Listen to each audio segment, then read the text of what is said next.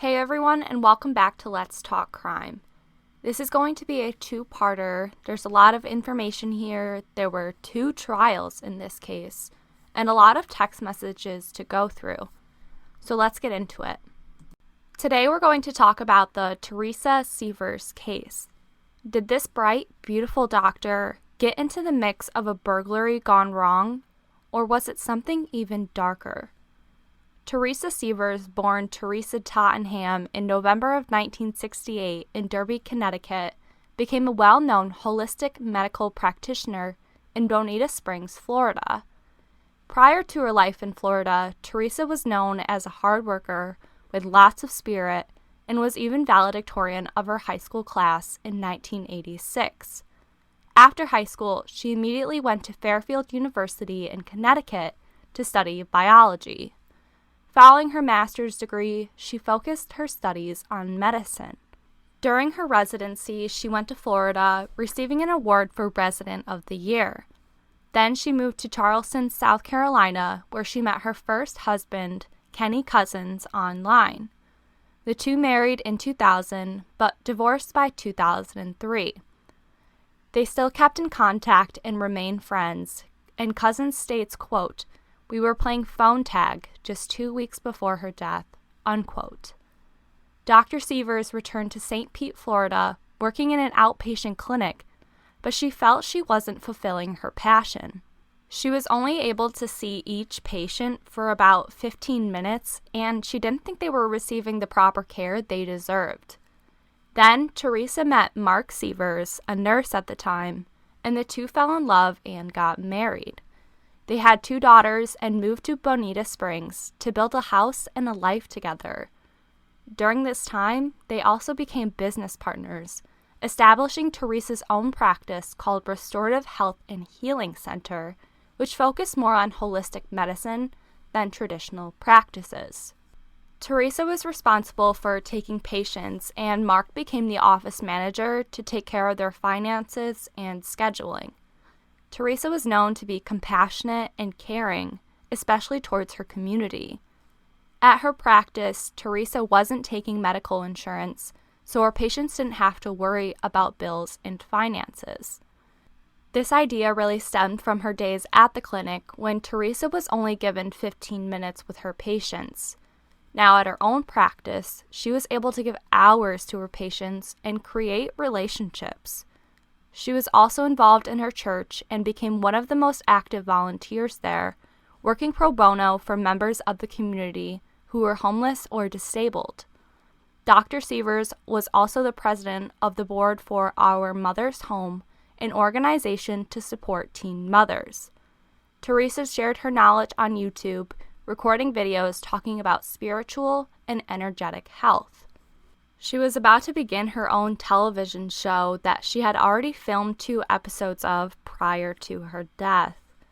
She was just becoming really successful at what she did, which was finding the root of her patients' problems internally so they could feel better physically. Many of Teresa's patients regarded Teresa very highly. One patient stated Dr. Sievers never allowed her to say, "I'm never going to get better." She was able to convince non-believers of holistic medicine to join her in the journey of energetic and spiritual healing. I know I'm discussing a lot about Teresa's life, but I think it's so important to discuss who a victim was before their life ended, and Teresa deserves to be admired for her kindness and dedication. In June of 2015, Teresa, Mark, and their daughters were visiting Teresa's family in New Windsor, New York to celebrate Teresa's mom's birthday. The family rented a house on the lake from Friday, June 26th to Sunday, June 28th. During this time, the family celebrated, listened to music, and enjoyed their vacation. Teresa's sister, Anne, said it was hard for the entire family to get together because they were all scattered around the northeast area of the United States, and Teresa lived in Florida. But then, on Sunday, June 28, 2015, Teresa left the family vacation to go back to work in Florida while the family parted ways. This was the last time Teresa's family would ever see her alive. Mark and the girls planned to stay with Teresa's mother, Mary Ann, so they could see their cousins. Mark and the girls planned to stay until Wednesday in Connecticut, while Teresa went back to Florida to go back to work. But when Teresa did not show up for work by 9 a.m. the next day, patients and coworkers grew worried. Teresa was never late for work. The employees at the practice made multiple calls to both Teresa and Mark to find out where she was. When Teresa did not answer her phone to anyone, including her husband, Mark, he grew concerned as well.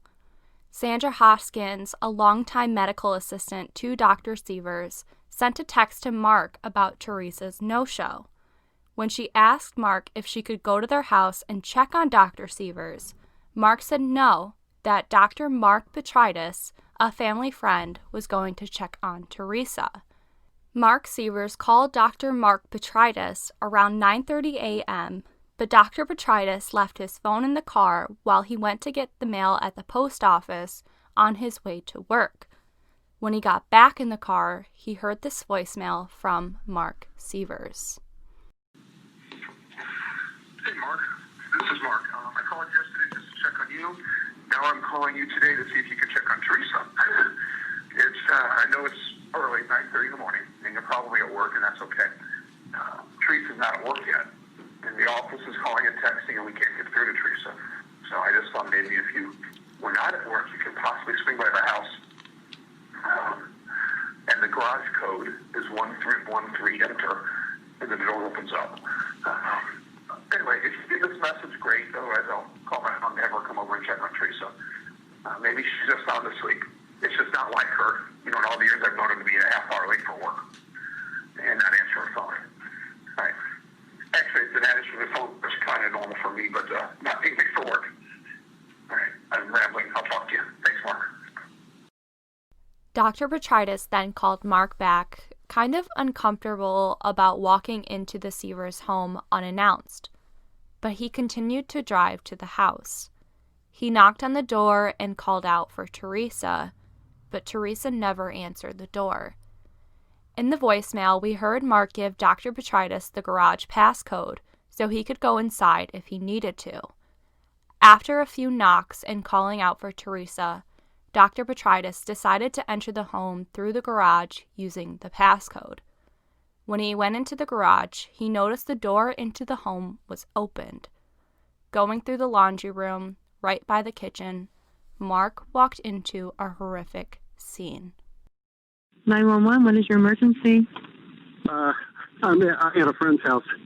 He's out of town, and I came here to check on his wife, and she's dead on the floor. Okay. The address is... Okay, stay on the line. Sir, hold on, stay on the line. Yes. Okay, you're doing very well. Good job. Just a moment, we're going to connect you. They're going to ask for the address. MLSM Fire, what is the address of the emergency? Okay, and is that a house or an apartment, sir? The house. Tell me exactly what happened. My friend, she's a doctor. I'm a doctor. She came home last night. Her husband is in Connecticut, and she was supposed to go to work at 9 o'clock. She called me, and I was on my way into work, so I swung by, and she's dead on the floor. And there's a hammer at the side, and she's bashed in the back of the head. Stay on the line with me. Sheriff's office, are you on the way? Yes, we are. Okay. All right, and so you said you're a doctor? Yes, I am. Okay, are you with her now? I'm outside of the house because I don't know if there's anybody in the house. Okay. All right, so how old is she? She's 50-ish, 47-ish. All right, sir, and is she awake? No, she's dead on the floor. She's cold. And the back of her head is bashed in, and there's blood everywhere. Okay. All right. So I do have paramedics, fire department, also law enforcement is on the line with us. Okay, they're going to be going out, okay? Okay, So I want you to stay on the line one moment. Sure. Yeah, I'm going to stay here. I'm going to stay here till I get here because I don't know if anybody's still in the house. Okay. All right.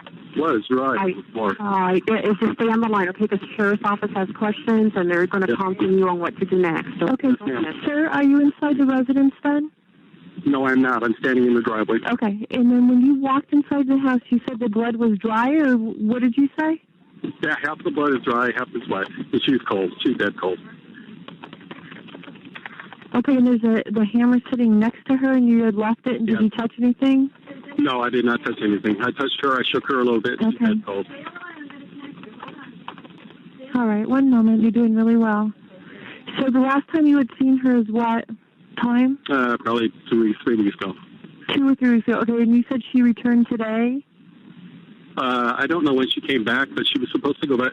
She was supposed to go to work today at 9 o'clock. I knocked on the front door, and nobody answered. The lights were on. I could see her purses on the countertop, and she didn't answer. I pounded, and he gave me the key code to get into the garage door. I opened the garage door, and the door leading into it was open.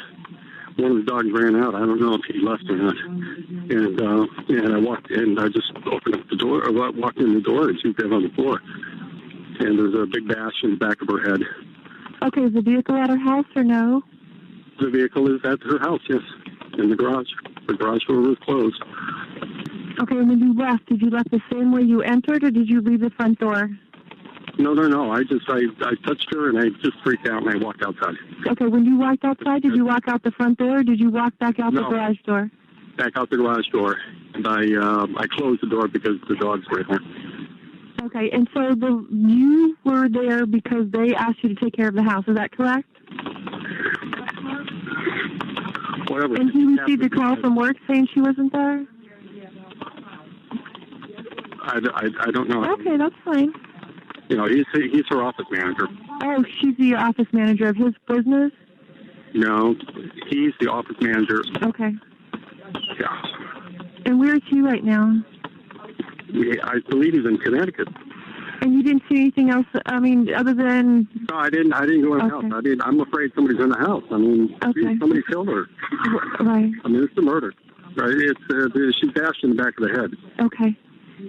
You know, I can't see her falling or anything like that. I just looked and I thought, my God, she's my friend. Right, exactly. And you're doing a fantastic job. I'm sure they're going to have a little bit further, more questions and everything for you. You're doing great, okay? Okay. I did let them know that you're outside. The fire guys are here. Okay, great. And, she's dead. On Monday, June 29, 2015, Teresa Sievers, who was only 46 at the time, was found dead, lying in a pool of blood in her kitchen with severe wounds to her head, with a hammer lying nearby her body. Later, the autopsy confirmed Teresa died from blunt force trauma.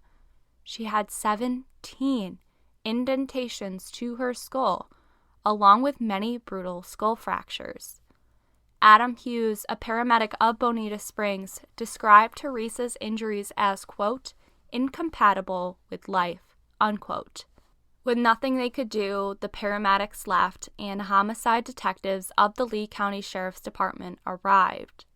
Detective Jamie Nolan questioned Dr. Petrides about the scene he walked into and asked to search his car as well as take a DNA swab because he was the first person known to be at the scene. When police searched the exterior of the home, they found a door was broken with a crowbar nearby. Inside the home, Teresa's wallet was opened and on the floor, but it appeared nothing was stolen, including $42,000 in cash left inside a safe. Detectives stated the home did not appear to be ransacked, though. The house was examined for about a week, but they found zero DNA evidence to link a possible suspect. Lee County Sheriff's deputies walked up and down nearby streets, trying to find any evidence they could, knocking on doors nearby to see if anyone saw anything suspicious or if neighbors had any video surveillance. But with no DNA, fingerprints, or evidence left behind, police in the community were left asking themselves, how did this happen? At first, it could have appeared to be a burglary gone wrong. As you can hear in the 911 call, Dr. Petrides was in fear that maybe someone was still in the house. Teresa and her family were gone days prior to her death, so maybe someone was staking out the house, took their chance to steal from a pretty wealthy-looking family, but were surprised to see Teresa in the kitchen. The couple lived off the Bonita Springs exit nearby a busy road. Their house was only 2 houses down from this busy road, and it was quite large, so it was pretty visible to anyone passing by. The couple had bought 2 lots of land while building their home, while their neighbors only had 1 plot of land, so it definitely stood out that they had some money. The Lee County Sheriff's Department also told residents to keep all doors and windows locked during a press conference after the brutal murder. This statement spiked fear with the Bonita Springs community about a psycho killer roaming around and burglarizing them. But then other theories began to circulate. Around this time, 2 other holistic doctors, Jeff Bradstreet and Louis Henendahl, were suspiciously found dead. News articles started reporting that a potential killer from the pharmaceutical industry was targeting holistic doctors, causing these deaths because they were encouraging their patients not to take prescription drugs. Another theory was a potential patient or former patient of Dr. Sievers was involved. Teresa had plans to change the name of the practice from Restorative Health and Healing to open a partnership practice with Lanka Sviska to add Reiki into her patients' healing plans. At the time, Dr. Sievers wanted to see fewer patients to begin events and speeches, stating only you can fix you. Teresa's holistic ideas about energy healing often involved the stressful situations her patients were dealing with. She believed that the body's coping with stress would lead to physical pain. She would often tell her patients that they needed to essentially get rid of the thing that was causing them stress, whether it be a bad relationship, an unhealthy job, etc. It was totally possible a patient or someone close to a patient blamed Dr. Sievers if they lost a job or a significant other. Even Sandra Hoskins, who offered to check on Dr. Sievers, was thought to be the killer at one point. While Dr. Sievers was known to be a kind woman to her patients, some of her coworkers had different thoughts. She would often get angry and yell at her employees when her expectations weren't met. Teresa's sister actually accused Sandra in an interview with detectives, stating that she was a bitch for bad-mouthing Dr. Sievers to other patients. Teresa previously asked Sandra to leave the practice because she wasn't bringing the right energy to fit her patients' needs. Sandra was also planning to hand in her resignation the day Dr. Sievers' body was discovered. Many of Teresa's family and co-workers thought Sandra Hoskins was the killer because they thought maybe she had a grudge against her for being mistreated and talked down to. In an interview with 48 Hours, Sandra had no idea of the accusations against her, and she wondered why she was receiving such hostile treatment at Teresa's funeral. I clearly haven't talked much about the husband, Mark Sievers, as a possible suspect, which is always my first guess. But family and police were not suspicious because Mark had an alibi. He was in Connecticut visiting Teresa's family, who corroborated this alibi along with airline tickets and surveillance footage at the airport. Mark told the police that they planned on leaving at separate times so Teresa could see her patients that Monday. But when she didn't come in, he was receiving texts and phone calls, so he asked a friend to check on Teresa. When Dr. Petrides told Mark to get home immediately, the family took an emergency flight back to Florida. When detectives asked if Mark knew anyone who would want to hurt Teresa, he claimed he had no idea. When detectives asked about their marriage, Mark admitted that Teresa and him often got on each other's nerves, but overall they had a good marriage. He denied any infidelity and said that they were working on rekindling their relationship. On July 1st, police interviewed Mark again, as well as his mom, Bonnie Sievers, who was feeding the Sievers dog while they were away. Mark consented to have his phone downloaded and searched. When detectives again asked about the marriage, because now they had his phone and would find out if he was lying, Mark confessed that the two had experimented with swinging in the past or having relationships outside of the marriage. They both had various partners during this time, but it was never a secret between the couple, according to Mark. When detectives asked if any of these partners could have wanted to hurt Teresa, he said all their relationships had ended on good terms. They also discussed Teresa's life insurance, and Mark said they both had around $2.5 million, but he wasn't sure of the exact amount. During the interview with Bonnie Sievers, Bonnie said that she went to the Sievers' home after they left for New York to feed the dogs, but the alarm was not activated. While that was unusual, she assumed they were in a hurry to get to their flight. Bonnie reactivated the alarm after she left that Friday evening, but later on Saturday, she struggled to turn it on again. She told detectives that Mark told her not to worry about it, and she didn't think twice because when she arrived, the alarm wasn't activated then either. Bonnie blamed herself a lot for Teresa's murder. She said if she had just reactivated the alarm, this would have never happened to her daughter-in-law. On July 7th, Mark Sievers hired a lawyer, criminal defense attorney Lee Hollander. When detectives attempted to speak with Mark again, Hollander told police that all questioning would have to be done through him. Detectives sent a list of questions over to Hollander for Mark to answer, but there was never any contact or cooperation again.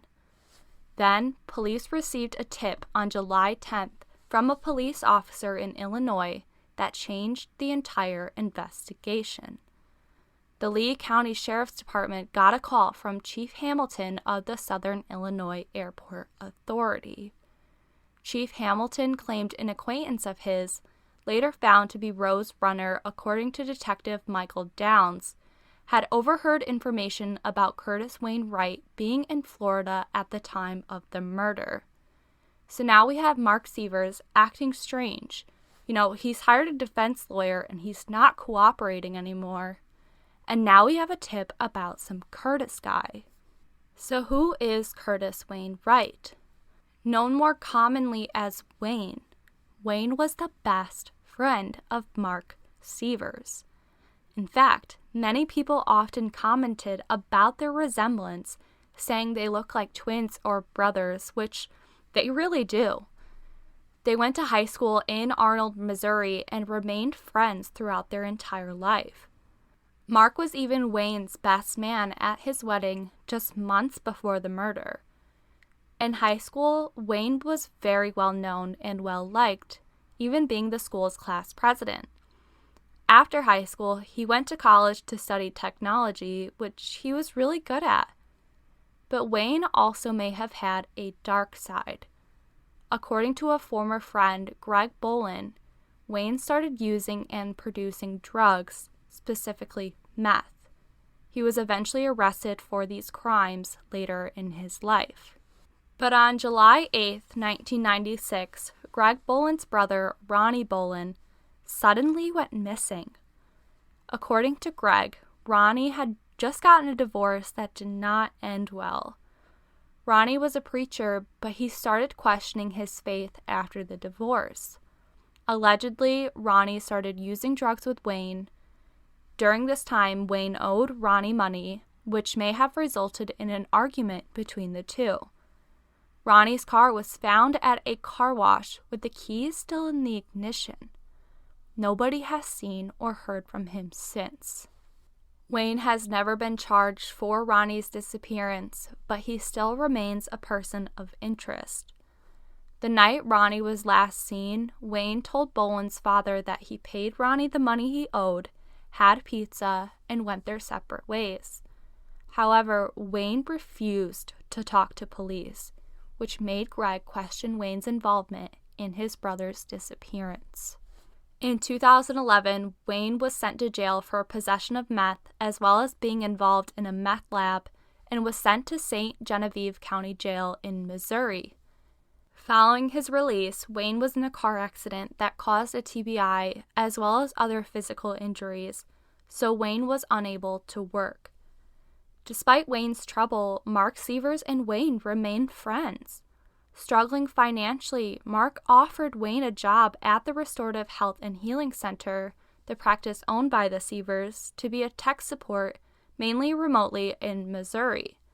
Wayne only had to travel about 2 or 3 times to Florida to offer tech support, but Mark and Teresa would pay Wayne for any travel expenses needed. So now that we have an idea as to who Curtis Wayne Wright is and his relationship with Mark Sievers, let's go back to the investigation. On July 10, 2015, Detectives Michael Downs and David Lebed of the Lee County Sheriff's Department met with Chief Hamilton and the informant in Illinois. In the court documents, the informant is listed as CTW, but Michael Downs gave the name Rose Runner in one of the trials. Rose said she, Angela Wright, who was Curtis Wayne Wright's wife, and Angela's mom, Kathy Moran, were together during the weekend Teresa was murdered. She said Angela was upset that her husband Wayne left on an unplanned trip to go to Florida to fix a computer at the Sievers' house. Angela said she wanted to go with Wayne, but he told her she couldn't this time. Wayne and Angela had just gotten married less than 3 months prior to this trip to Florida, so she was pretty upset, especially with the fact that Wayne left his cell phone at home. When Wayne returned on Monday, June 29th, Angela told her mom Wayne was finally home after receiving a text. The next day, Wayne and Angela were told about the death of Teresa Sievers, so they went to Florida for the funeral to help their longtime friend, Mark Sievers. When Angela's mom found out about the murder while Wayne was in the same area at the same time, she started asking questions to Angela like, did Wayne ever fix the computer at the Sievers' house, implying that Wayne may have been involved because he was there. I mean, that's pretty coincidental. Angela told her mom, I never said he was going to their house. He was going to their business to fix the computer. Not believing this coincidence at all, Angela confided to her friend Rose about the possible involvement that Wayne may have had in Teresa's murder. Following the detectives' trip to Illinois to talk with Rose, both Detective Downs and Lebed traveled to Hillsborough, Missouri, to conduct a search warrant on the home of Wayne Wright the next day. During the search warrant, they first take note of a rental car in the driveway. Angela explained previously to her mother that they were using a rental car because of a prior car accident, so their vehicle was undrivable at the time. Wayne explained to the officers that they had rented 2 different cars, one which was following the accident, and another one for his second trip to Florida for the funeral. When detectives looked into the first rental car rented on Wednesday, June 24, 2015, records showed that the total mileage was over 2,700 miles when it was returned shortly after the first trip to Florida by June 30th. Wayne stated that he was in bed all weekend from June 27th to June 29th, but detectives knew there was no way 2,700 miles could have possibly been put on the car without traveling a long distance, especially with Wayne's supposed alibi of staying in bed all weekend. Angela was at her mother's house without a car, so how could these miles just suddenly appear if neither of them drove? The detectives took DNA swabs from Wayne and continued to search the home. During the search, Detective Downs and Lebed seized a phone belonging to Wayne, as well as a Garmin GPS that will soon show a trip from Missouri to Florida. During an interview with Angela Wright, she said that Wayne was out of town, leaving Saturday, June 27, 2015, to go to Florida, calling out Wayne's lies to the police. But Wayne was adamant that he was in bed the entire weekend of Teresa's murder and that he never went to Florida. Detective Lebed called Wayne out on his lies, saying that he had seen the text messages between Mark Sievers and Wayne, specifically a text, quote, "Hello, brother from an," in quotes, "other mother," unquote, Sorry if that's confusing. But just a note about this text. The word another had quotation marks around the word other, not the whole word another, just other. Like and quote other unquote. Sorry if that doesn't make much sense, but it's important. Levitt accused Wayne and Mark of using burner phones to communicate, saying he thinks Mark hired Wayne to kill his wife, Teresa. He also told Wayne he knew he was lying about spending the weekend in bed. According to his wife's statement, he did leave for Florida. When Detective Levitt accused Wayne and Mark again for conspiring to kill Teresa, Wayne told the detective, quote, "I want to stop talking now," unquote. Detectives of the Lee County Sheriff's Office continued to speak with acquaintances of Wayne Wright. During an interview with one of Wayne's friends on July 15, 2015, Robert Weidman claimed Wayne said some pretty alarming statements about his prior arrest for running a meth lab in April of 2015. The two were drinking when Wayne told Robert that his roommate at the time of his arrest was the one who was running the meth lab while Wayne was out of town. When he got back, Wayne was arrested, and the roommate blamed the meth lab entirely on him. Robert said that Wayne was so angry that this woman had taken, quote, 5 years of his life, unquote, so he found her and, quote, took her life, unquote, according to Robert. He remembers Wayne talking about strangling her and seeing the life come out of her eyes. Robert also admitted to giving Wayne Adderall when Wayne told his friend about an upcoming trip to Florida to fix some computers. Robert told Wayne he would have no trouble staying awake if he took this during his drive. Detectives also talked to Jimmy Ray Rogers after they saw fairly regular phone calls and text messages between Jimmy and Wayne.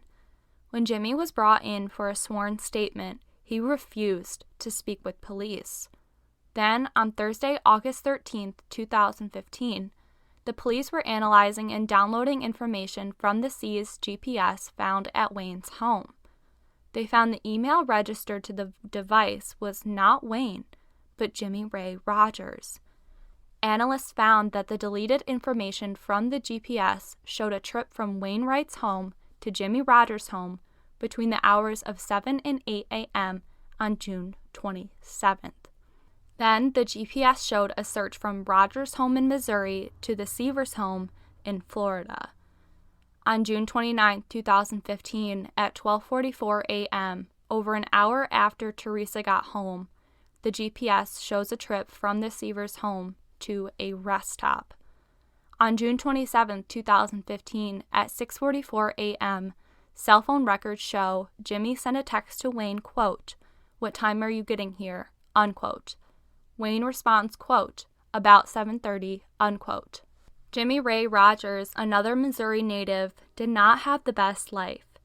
He was always known to be troubled, as neighbors describe him being a little too obsessed with guns and knives at a young age. Both his parents died by the time Rogers was 16 years old, and he was primarily raised by his older brother. His mother was diagnosed with schizophrenia when Jimmy was still a child. She was hospitalized a lot of the time, and Jimmy's brother states they had two very different childhoods. Jimmy's mom was constantly drinking and abusing drugs. Eventually, their mother committed suicide. After his mother's death, his father started to emotionally abuse Jimmy. He would tell Jimmy to kill himself like his mother did and be more like his older brother. I'm not excusing Jimmy's actions and the things he did, but again, I think it's important to look at the events in a person's life that could have contributed to the way they are now. Jimmy was also known for telling extravagant stories about crimes he committed, even giving himself a nickname called the Hammer. Coincidence? Rogers was also no stranger to the law. He was also sent to St. Genevieve County Jail in 2010 for possession of a firearm as a felon.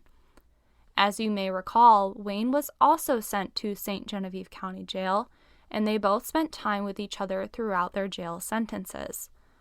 After jail, Jimmy and Wayne stayed in touch and started working for a contracting company together. When Jimmy Rogers was questioned by Detective Levitt about the GPS and Rogers' relationship with Wayne Wright, he claimed he didn't talk to Wayne Wright at all and was never in Florida, which conflicted with the text messages between Wayne and Jimmy, as well as the video surveillance footage. On August 24, 2015, after reviewing the GPS locations, surveillance footage placed Jimmy Rogers along with Wayne Wright at a Walmart in Fort Myers, Florida. During this Walmart trip, the two are seen buying wet wipes, 30-gallon trash bags, a lockpick set, black shoes, water shoes, black towels, a red Budweiser shirt, a black backpack, and some other clothing items. 2 other gas station surveillance footage also clearly shows the two, and these surveillance footage timestamps align perfectly with the GPS timestamps and locations. There was no possible way both Wayne and Rogers weren't together in Florida, let alone never spoke to each other, as Rogers previously told Detective Levitt. At the time of the trip to Florida, Rogers was on probation, so he was not supposed to leave the state of Missouri legally. When Rogers met with his probation officer, as well as Detective Downs and Levitt, Rogers continued to lie about his trip to Florida. When Rogers was told he was no longer allowed to contact Wayne Wright, he continued to say they never even spoke. But because of the surveillance footage of Rogers in Florida, he was arrested for violating his probation order, and detectives proceeded with a search warrant of his home. Upon this search of Rogers' home, Detective Downs and Levitt were met by Rogers' girlfriend, Taylor Showmaker. During a conversation between Detective Downs and Taylor, Downs told Rogers' girlfriend that if she knew anything or had any involvement in the murder of Teresa Sievers, it's best to come forward now. Taylor then led detectives to a red Budweiser shirt, a white cooler, and a black backpack. When asked about the purpose of the white cooler and black backpack in a later sworn statement by Taylor, she said Jimmy had left for a business trip to Florida with Jimmy's friend Wayne. Jimmy supposedly said that he was going to make around $10,000 from this trip. Taylor told the detectives he left early Friday morning to Monday, June 29th. Taylor corroborated the text messages between Wayne and Jimmy from that morning by stating that Jimmy left around 7:30. Taylor stated that she was with her mother while Jimmy was away because she didn't live in a good area and she had young children. When Jimmy returned from his trip to Florida, he was wearing a red Budweiser shirt that Taylor had never seen before and brought a white cooler and black backpack into the kitchen. Inside the white cooler, Taylor told police she saw a roll of duct tape, blue latex gloves, black shoes, and a hammer. In the black book bag, she only saw a blue jumpsuit that he used for work. Later, Jimmy asked Taylor to help him get rid of the blue jumpsuit, as well as a phone. During the search warrant, Taylor brought Detective Downs to where the jumpsuit was disposed of on the side of a road, as well as a broken cell phone nearby Jimmy's workplace. Taylor also told detectives that when Wayne's house was searched, Jimmy started acting really strange. He threw out a tourist shirt from Fort Myers, Florida, and the black shoes in a dumpster in Cadet, Missouri. Following this search warrant, Taylor talked to Jimmy about what was going on. She knew about the murder of Teresa Sievers through the detectives and just asked Jimmy if he did it. Did you ever talk about his trip again after that before I came to talk to you?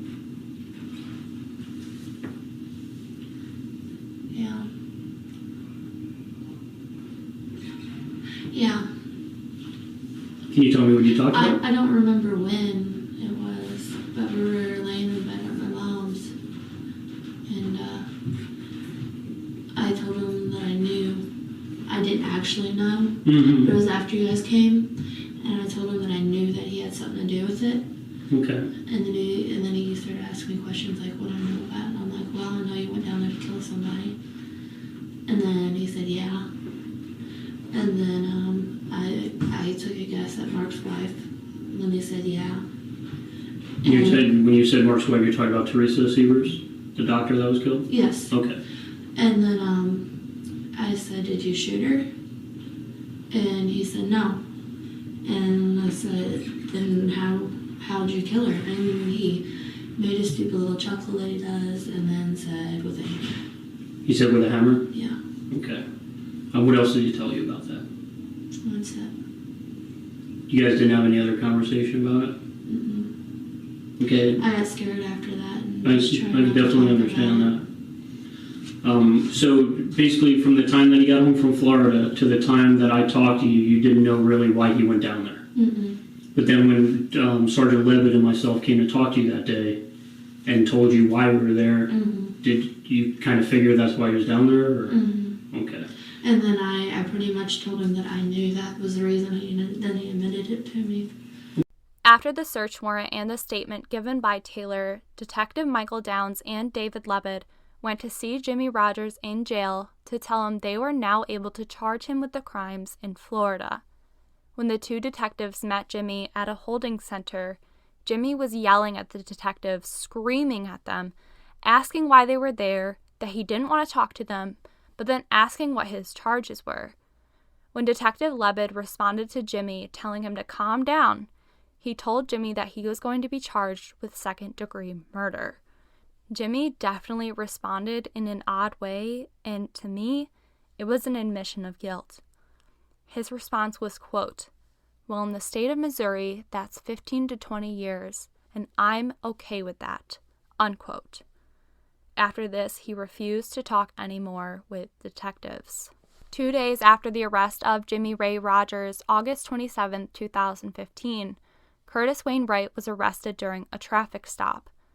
After being informed that he had a warrant out for his arrest in regards to the murder of Teresa Sievers, Wayne was seen driving at high speeds, possibly trying to flee. Wayne was transported to the Jefferson County Sheriff's Office for another interview regarding the murder of Teresa Sievers.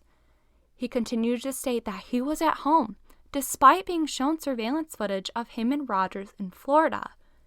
During this interview with Wayne, Detective Levitt began providing more suggestions about Mark Sievers hiring Wayne to kill his wife due to marital problems. Wayne denied that Mark and he talked about stuff like that. But as months go by with Wayne in jail, on January 6, 2016, Wayne agreed to a proffer agreement that would lead to a plea deal negotiation, claiming Mark Sievers did in fact hire him to kill his wife, Teresa. A proffer agreement is a written agreement between prosecutors and suspects that allows suspects to tell police about their knowledge of crimes, with a promise that their word will not be used against them in later proceedings. Prior to this proffer agreement, Wayne had given many different statements, such as, "I wasn't in the house when Teresa was killed," and then "I was in the house, but I didn't see the murder because Jimmy did it." But finally, Wayne met with his lawyer and told Detective Michael Downs and state prosecutors Ahmed Hunter and Elizabeth Parker that he was the one who initiated the murder by striking Teresa Sievers a couple of times over the head with a hammer. He said that he and Mark Sievers never talked about a set amount of money.